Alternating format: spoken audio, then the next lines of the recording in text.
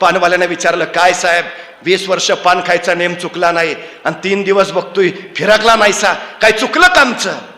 तसा तो डोळे पुसत म्हणाला, नाही रे, बायको दवाखान्यात आहे, ऑपरेशन करायचं आहे, 1 लाखाची गरज आहे, सगळ्यांची दारं पुचली पण कुणी मदतीला तयार नाही, कसं वाचवावं तिला या विवंचनेत आहे.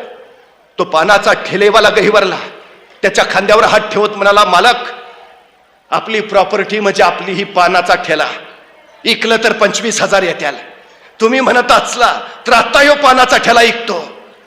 गदगदून आलं त्याला, म्हणलास त्यातच आलं सगळं, पण 25,000 काय होणार रे, 1 लाख हवे.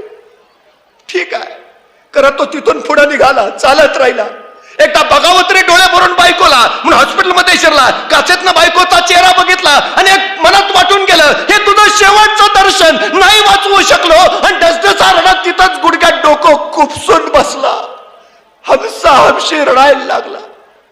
तेवढ्यात एक नर्स धावत आली, त्याला हलवत म्हणाले, ओ साहेब, या कागदावर सही करा, तुमच्या बायकोचं ऑपरेशन करायचं आहे.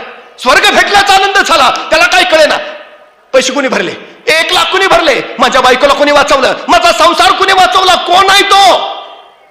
आणि त्या नर्सनं घोंगडं पांघरलेल्या एका माणसाकडे बोट दाखवलं आणि त्याला सांगितलं, तो घोंगडं पांघरलेला मनुष्य दिसतोय ना, त्याने तुमच्या बायकोचे 1 लाख रुपये भरले.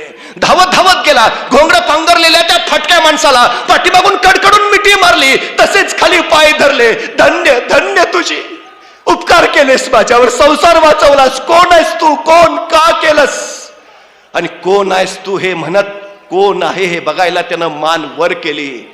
आश्चर्याचा धक्का बसला.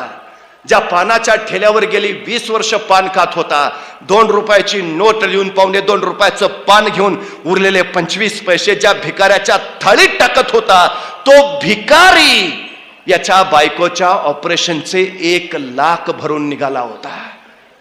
त्याने विचारलं, का केलंस? आणि तो भिकारी म्हणाला, चित्ती नाही असं त्याचा पांडुरंग दास. अरे गेली 20 वर्ष तू नित्य नियमानं माझ्या थाळीत टाकत राहिलास, 20 वर्ष तुझा नेम चुकला नाही माझ्या थाळीत टाकायचा. अरे मी 1 दिवस तुझ्या थाळीत टाकलं म्हणून बिघडलं कुठं?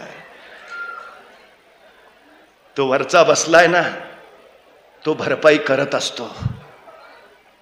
तुम्ही रोज 25-25 पैसे द्या, तो 1 दिवस तुम्हाला लाख रुपये परत करतच असतो. ही सगळ्यात मोठी गोष्ट आहे.